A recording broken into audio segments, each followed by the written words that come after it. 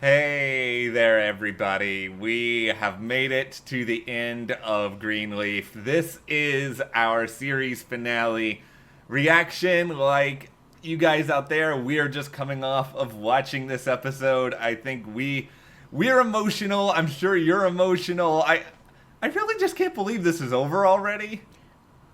I really can't believe this is over. I know.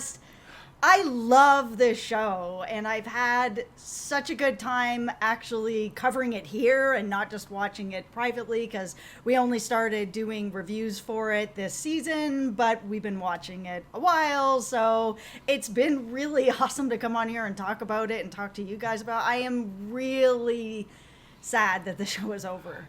It is sad. This finale definitely had its sad moments too. It had its good moments too. Yeah. I love a lot about the finale. There's a couple things I wish they'd maybe done a little bit more of, but we'll talk about everything. The good, the bad, the in between, all of the feelings. We have a separate video coming up where we'll talk about the spinoff potentially. Yep. So we won't deal too much with that here. But before we get into all of it, if you guys do enjoy this discussion, remember to give us a like and subscribe to the channel. Hit that notification bell for more, and you can support us more by checking those links in the description to the store and also our Patreon, where we have a number of different tiers and benefits there. All right, so let's just get into the bad news. Okay. So, Bishop is actually dead. And I Yeah. mean, we thought that he would be. It felt like he was going to be. And even from the preview for this episode, they didn't show the funeral, but they showed everyone dressed in black. So I think we all kind of knew it was coming. And it was, I mean, they just that opening scene with May putting on the ring and kissing him goodbye, like, it was such a kick in the heart. Like, I thought I was sort of crying enough at the last episode, Yeah, I but like know. right away they just got me again, and it was really tough. But I will say that they did a really good job with the funeral.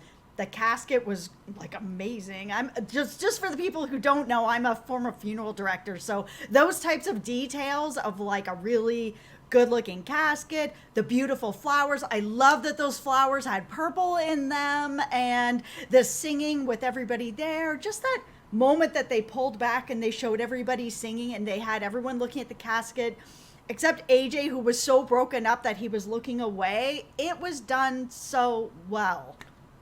Everything I think about the start of this episode was beautiful because, and I hate to say it, because my heart, of course, wanted Bishop to be alive, but it was also, you see him go through what he went through at the end of this past episode, and they pretty much confirmed it's a stroke in this episode, and I think if he was somehow to survive that, unless they did some, like, enormous time jump where he was years in recovery, he wasn't going to be anywhere near the same Bishop who we sort of knew and cared about. And I think it would have hurt a lot of viewers to see him in a really devastating state. And I think there is a sense of healing that comes out of losing this character in the way in which we do. I think it was put together really, really well. I don't think that Bishop necessarily had to die for Greenleaf to end, but I do understand the idea of sort of renewing the family, renewing what it means for them to serve, and Lady May stepping into this position.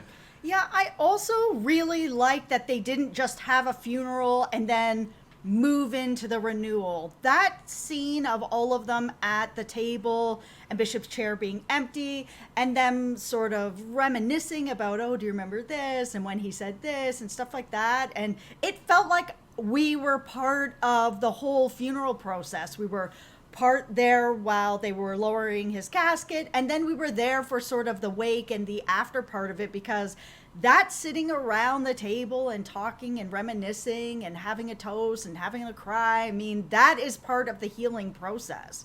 They took you through, I think, as many different sort of phases as you're going to get in an episode that was really only like 45 minutes long once you took out commercials. Like, they put a lot in there, and they put a lot of individual moments. And I'll tell you, the one that I actually really liked the most was AJ's, and that's a little bit odd given that he's such a recent addition to the show, but Yeah. him sort of talking about how he didn't know him all that well, but he was going to get that car running. I don't know if we got as much about this car as we probably wanted, but I'm glad that it was still kind of there and mentioned.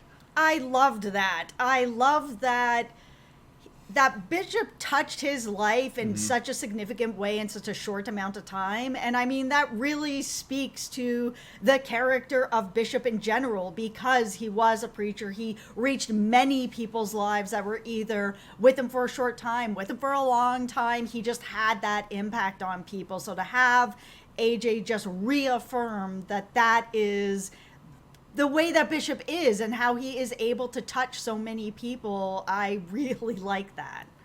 I love that, and I think that sequence to me is one of 3 amazing sequences in this episode. We have that, and I'm going to jump ahead a little bit to Lady May's sermon, which I think is just incredible, and I can't imagine the writing process on something like this, because it's like, how do you write something that, like, this is really so dependent on Lynn's performance and being able to get up there and channel this energy and get the congregation into it, but her intonation, the way she would stretch out certain words, like, make me new, and the way that she did it, it was just like, oh my good! I know we want Keith David to get an Emmy nomination. Yeah. Can we spread the love? Yeah, we said that last time, that we feel that it's time to just drive a truck full of Emmys and awards up to his house, but they also need to make a stop over at Lynn's house as well. Like, this monologue was so powerful, and having these back-to-back episodes with these 2 just incredibly powerful monologues has been just amazing, or just riches of content. I loved it.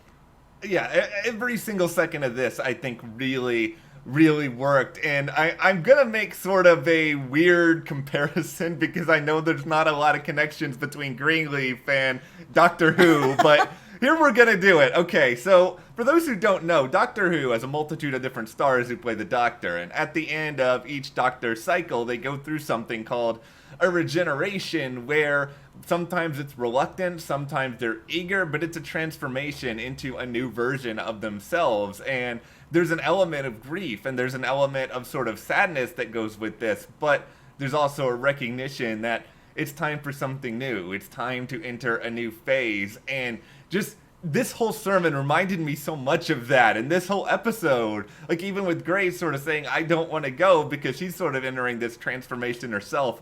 It was so much David Tennant regenerating into Matt Smith. And it was just, I love the theme of, we all have different phases in our lives, and it's okay to be afraid of them, but in the end, accepting them and trying to make the best of them and go forward with faith and with love. Like, there's something so powerful about that. And that brings me to one of my favorite moments, which is AJ deciding to be sort of reborn and be part of the faith part of this family, because it was something that was going forward through this season, and his relationship with Bishop, and sort of, because Bishop wasn't pushing it on him, and he even said that when they were having that discussion in the garage, where he's like, listen, I'm not pushing this on you, I'm just letting you know it's an option, it is a path, and if you're ever interested, we'll go on this path together.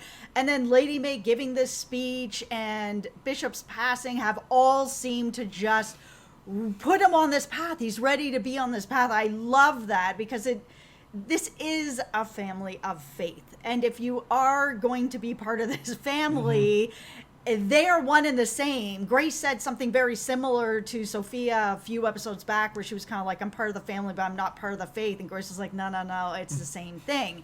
And she's right. It is the same thing. And so to see AJ make that choice to get he is brought into it, to see sort of the light for him. I loved that, to see the whole family around him just touching him and crying with him. Gave me the chills. I loved it. Let's go back to those 3 words. Make me new. AJ is renewed. Yep. Grace, renewed in her own way, has a chance to start elsewhere. Lady May, renewed in her own way. Zora, contemplating a big move. Sophia, college. It stretches through, and the final moment that does it for me in this episode, that final scene, it wasn't that long ago that I watched a pilot, and it's such a perfect bookend of Grace arriving there and the gates and sort of almost this world of mystery, even though she's been a part of it before, and then the parallels of the driver, of her sort of recognizing herself. All of this just like go like right there. And the one moment that I loved about that full circle moment of her in the car was her passing the lake, because that lake was so important. She was coming in because of everything that happened with Faith and that lake. So when she was driving by it again and looking out on it, and it was such a different turn, because of course when she was coming there it was filled with sadness and her sister is gone and everything that happened with this lake, that when she was driving backwards, you know, and she's leaving, there was, you know, sadness of course that her father is gone, but smiles because she is moving towards this new future. There's this beautiful shot of her in the back of the car with the sun beaming in on her and sort of looking out that lake. Beautiful, perfect. Okay. They really did a good job with this. They did a great job with the ending. They did a great job with a lot of moments. There are some nitpicks I do want to get to. Doesn't mean that this is not an amazing finale, because I do think it is, but there are some loose ends I wish they spent more time with. We still never really got an answer as to the mystery guy at the grave. Yep. I don't know what they were really ever intending to do with that, why that guy looks so similar to AJ, also sort of what the larger purpose, how he knew so much. Like, they never answered any of that. No, they didn't, and I do feel let down that they didn't, but I kind of went into this episode thinking they were not going to. The only sort of nitpicky thing I have is that it feels like almost everybody got something. We know kind of where they're going. Even Jacob, they had that moment with him and Carissa where Carissa said, I know that this seems like sort of, you know, an unhappy ending for us, but this actually is a happy ending for us. We're going to co-parent and we're going to be able to move forward into some happiness in our lives. So there was a little bit of an ending there.